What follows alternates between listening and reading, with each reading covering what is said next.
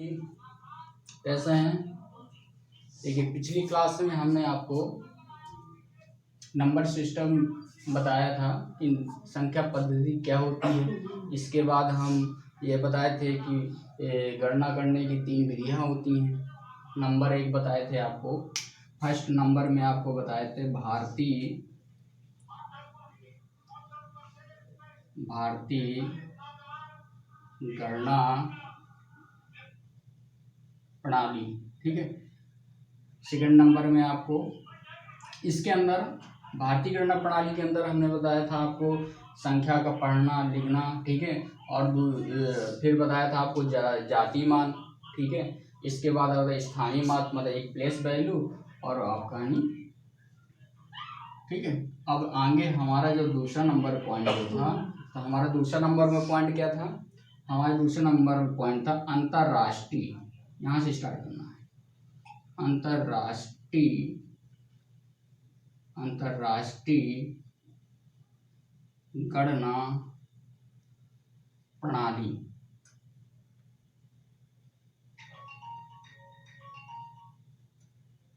अंतरराष्ट्रीय गणना प्रणाली इसे कहते हैं इंटरनेशनल काउंटिंग सिस्टम, ठीक है। इसे बोलते हैं इंटरनेशनल काउंटिंग सिस्टम। अच्छा, ये क्या है? इसमें क्या है, संख्याओं को पढ़ने और लिखने का तरीका पता चलता है इससे। अब देखिए, उसमें हमने सबसे पहले भारतीय गणना प्रणाली में हमने आपको क्या बताया था। मान लीजिए यहाँ पर कोई संख्या लिखिए, सपोज एग्जाम्पल के तौर पे 432523716। तो अगर हम इसको पढ़ेंगे तो इकाई, दहाई, सैकड़ा, हजार, 10,000, लाख, 10 लाख, करोड़, 10 करोड़। तो हम इसका पढ़ने का तरीका यही होगा कि 43,25,23,716, ठीक। समझिएगा गौर से। यहाँ पर पढ़ने का तरीका ये है इसका कि 43,25,23,716। बट यहाँ पर इसको पढ़ने का तरीका कुछ दूसरा है, अलग है। बस यही एक सिखाती है, इसीलिए हम इसको विश्व की सबसे प्रचलित प्रणाली है, ठीक है। इसको पढ़ेंगे 432,523,716। क्या पढ़ेंगे? इसको रीड करेंगे 432 लाख या मिलियन 523,570, ठीक। मतलब 432,523,716। बस यही दोनों में डिफरेंस है, एक भारतीय गणना प्रणाली और अंतरराष्ट्रीय गणना प्रणाली, ठीक। ये डिफरेंस है उनकी, बस। और बाकी पढ़ने करेगा। इसके बाद हम बताए थे आपको तीसरा पॉइंट जो बताए थे आपको नहीं, वो था आपका ही रोमन प्रणाली, ठीक है। इसमें बताया रोमन प्रणाली। रोमन प्रणाली में क्या होता है? रोमन प्रणाली में कि इसमें क्या होता है कि जो संख्याएं होती हैं, जैसे मान लीजिए सपोज दैट आपका 1 2 3 4 5 डेड यहाँ पर। तो ये आपका जो ये वाली जो संख्याएं होती हैं, इन्हें कहते हैं हिंदू अरबी संख्या, ठीक है। इन्हें क्या कहते हैं? हिंदू अरबी। और यहाँ पर हम लिख लेंगे इसको रोमन, ठीक है। यहाँ पर रोमन लिख लेंगे, एक टेबल बना लेंगे। देखिए, रोमन का अभी मैं थोड़ा ही बताऊंगा, ज़्यादा नहीं बताऊंगा इसमें। और इसका एक स्पेशल क्लास लेकर के आएंगे किसी वीडियो में, नहीं आगे वीडियो में जब बताएंगे तो किसी दिन आपको स्पेशल क्लास लेके आएंगे, क्योंकि इसकी वीडियो लंबी होगी। सोच रहे हैं कि एक ही वीडियो में कवर हो जाए एक पॉइंट, ठीक है, एक ही वीडियो में कवर हो जाए। तो यहाँ पर जैसे रोमन अंक में इसको लिखना है 1 सेकेंड 3rd 4th को, ठीक है, 5 को, इसी प्रकार 6 को DI, 7 को DII, ठीक है, 8 को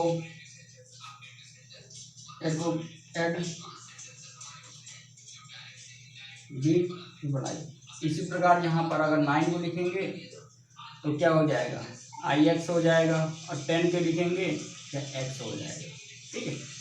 बहुत सारी होती हैं, 100 तक हम इसको पूरे सिखाएंगे। NTPC में रोमन हम पूछे भी गए थे, अभी के जो हाल ही में एग्जाम हुए एनटीपीसी में, उसमें रोमन प्रणाली की बहुत सारी संख्याएं पूछी गई थी कि जैसे पूछा था कि 500 क्या होता है, ठीक है, 100 का क्या होता है, 1000 का क्या होता है, ठीक है।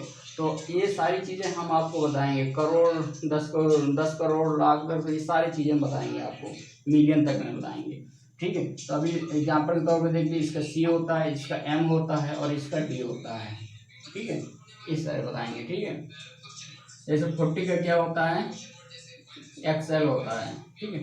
ये सारी चीज़ें आपको सिखाएंगे स्पेशल क्लास में, ठीक है। तो रोमन प्रणाली आप इतना जानना है कि इसको क्या कहते हैं, ठीक। नेक्स्ट में अब हम आते हैं मेन टॉपिक, और टॉपिक है आपकी संख्या, नंबर सिस्टम। नंबर सिस्टम में आपका पहली नंबर क्या आ जाएगी, आपकी प्राकृतिक संख्या। प्राकृतिक संख्याएं नोट करते जाइए, एक पेन और कॉपी उठा लीजिएगा, ठीक है। ये बिल्कुल ही बेस से पढ़ा है, बिल्कुल ही जीरो लेवल से। ऐसा कोई भी स्टूडेंट ये नहीं समझेगा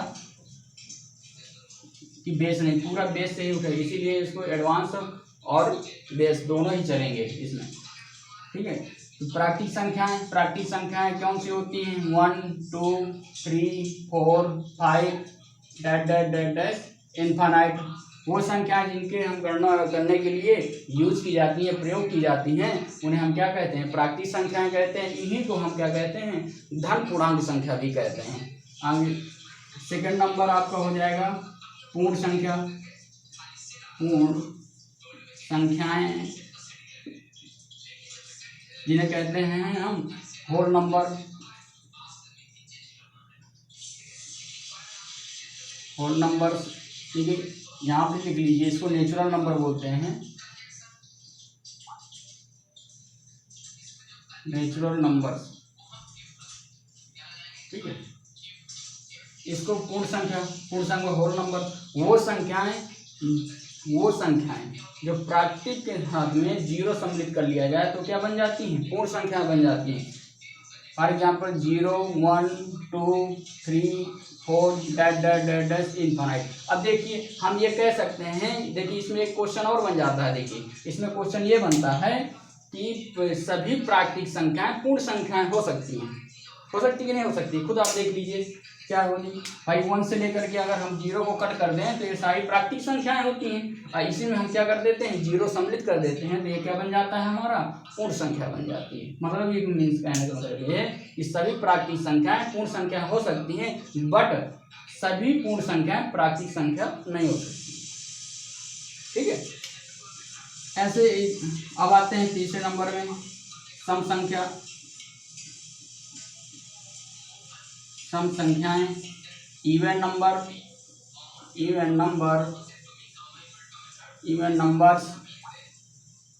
ठीक है।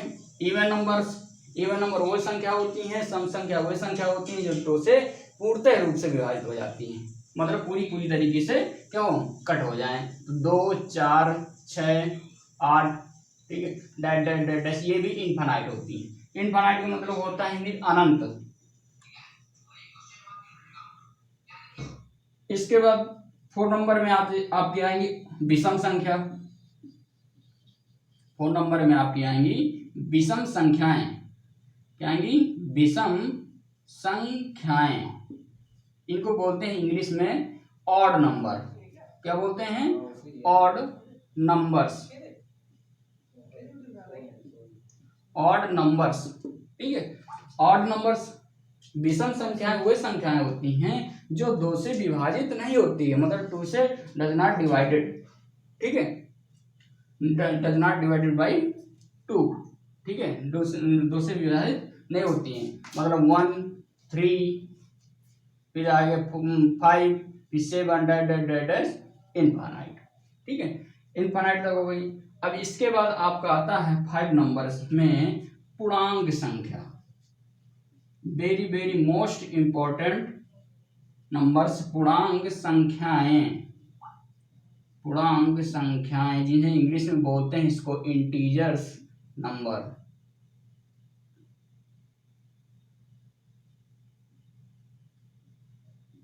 इंटीजर्स नंबर्स, ठीक है। देखिए पूर्णांक संख्याएं जो पूर्ण संख्याएं होती हैं वही पूर्णांक संख्या होती है, बट ये क्या है, टू पार्टों में डिवाइड होती है। तो यहाँ पर लिख लीजिए इस example 0 1 2 3 4 dash dash dash dash. इसके बाद आपको एक लाइन के द्वारा, ये क्या टू पार्टों में, पहले देखिए टू पार्टों में डिवाइड होती है। एक कौन सी होती है, एक धन पूर्णांक संख्या और दूसरी होती है ऋण पूर्णांक संख्या।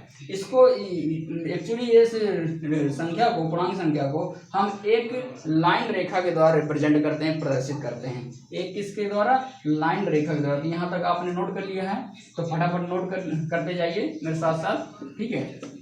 अब पेन कॉपी जरूर उठा लीजिए, ठीक है, क्योंकि बिल्कुल ही बेस है, ये आपको हर जगह नहीं मिलेगा पढ़ने के लिए। आप बहुत देख लीजिएगा, सारी आपको किसी भी चैनल में आपको ये वीडियो इस तरह के नहीं मिलेंगे जो बेसिक से पूरा उठाया है। इसीलिए हम एडवांस और बेसिक दोनों ही पढ़ा रहे हैं, ठीक है। आगे जैसे जैसे वीडियो बढ़ता जाएगा लेवल आपका बढ़ता जाएगा। तो हम देखिए ये क्या करते हैं, एक लाइन रेखा के साथ लेते हैं, लाइन रेखा में रेफरेंस लाइन आपके 0 ले लेते हैं। इसे बोलते हैं राइट हैंड साइड, ठीक है, इसे बोलते हैं लेफ्ट हैंड साइड, ठीक, इसके बोलते हैं लेफ्ट हैंड साइड, ये होता है राइट हैंड साइड। अब देख लीजिए, आप जैसे हैं ऐसे, आपका ये दाहिना हाथ हो गया, ये बायां होता है, तो दाहिने साइड आपकी जो होती है संख्या उन्हें कहते हैं धनात्मक पूर्णांक संख्या, और बाएं साइड जो होती है उन्हें कहते हैं ऋणात्मक पूर्णांक संख्या। ऋणात्मक पूर्णांक संख्या मतलब नेगेटिव इंटीजर्स नंबर और पॉजिटिव इंटीजर्स नंबर। तो अब देखिए नेगेटिव इंटीजर्स नंबर यहाँ पर आप नोट कर लीजिए। नंबर ए धन पूर्णांक संख्याएं, और बी नंबर में डाल लीजिए यहाँ पर ऋण पूर्णांक संख्याएं। धन पूर्णांक संख्या जो होती है वो आपकी 1 2 3 4 5 dash dash dash dash infinite, ठीक। इसी प्रकार ऋण पूर्णांक संख्या, ये ऋण पूर्णांक संख्या देखिए, 0 जो होता है, बात आती है कि 0 किस में लिया जाए, नेगेटिव में लिया जाए कि पॉजिटिव में लिया जाए, मगर धन पूर्णांक संख्या में लिया जाए कि ऋण। तो आपको मैंने पहले ऊपर बता दिया था अभी हाल ही में कि जो प्राकृतिक संख्याएं होती हैं वो सारी क्या होती हैं, धन पूर्णांक संख्या होती हैं। यह कहते हैं कि जो धन पूर्णांक संख्या होती है वही प्राकृतिक संख्या होती है। तो अब क्या बचता है, 0 0।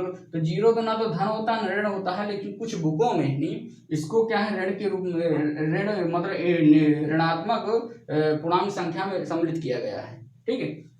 तो यहाँ पर आपको 0 -1 -2 -3 dash dash dash dash dash ये भी इनफाइनाइट होती है। तो अब देखिए धन पूर्णांक संख्या मतलब राइट हैंड साइड, तो राइट हैंड साइड मतलब प्लस का मतलब 1 हो गया, 2 हो गया, 3 हो गया, 4 हो गया, 5 हो गया, एंड डैश डैश डैश, ठीक है। इसी प्रकार जस्ट इसका अपोजिट ऋण पूर्णांक संख्या, तो इस साइड रिप्रेजेंट कर देंगे -1 -2 -3 -4 डैश डैश डैश डैश, ठीक है।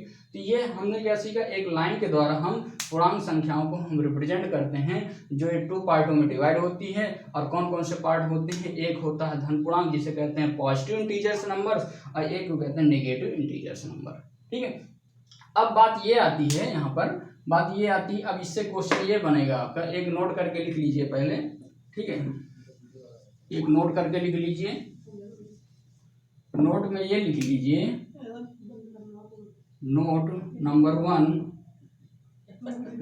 वन में ये कर लीजिए कि यहाँ पर सबसे बड़ी नेगेटिव ऋणात्मक ये कह सकते हैं पूर्णांक संख्या, ऋणात्मक पूर्णांक संख्या कौन सी होती है, तो आपकी सब दिख रही है आपके सामने, नेगेटिव पूर्णांक संख्या जो होती है -1 होती है, ठीक है। तो यहाँ पर नोट करके लिख लीजिए, सबसे बड़ी ऋण पूर्णांक संख्या -1 होती है, ठीक है। नोट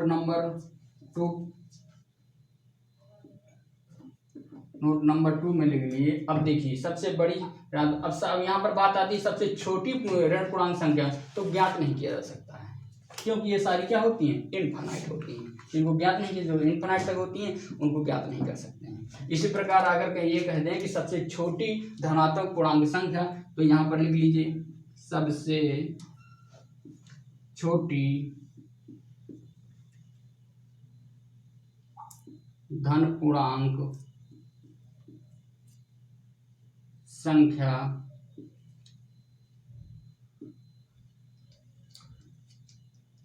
प्लस, ये प्लस मतलब प्लस ही में रहती है सारी संख्या, एक होती है। ठीक है, सबसे छोटी धन पूर्णांक संख्या क्या होती है, एक होती है। बट यहाँ पर अगर ये आपसे पूछा जाए क्वेश्चन में कि तो सबसे बड़ी धन पूर्णांक संख्या क्या होती है, तो ज्ञात नहीं किया जा सकता, क्योंकि ये क्या होती है, इनफाइनाइट तक होती है, और ये भी ऐसे इनफाइनाइट तक होती है। ठीक है, अब यहीं पर अगर जैसे हमने आपसे बात कर दिया जाए, यहाँ पर नोट कर ली है, नोट करते जाइए मेरे साथ साथ में। ठीक है, मान लीजिए यहाँ पर हम आपसे बोल दें कि -8 और -200, इनमें बताइए कौन सी बड़ी संख्या है।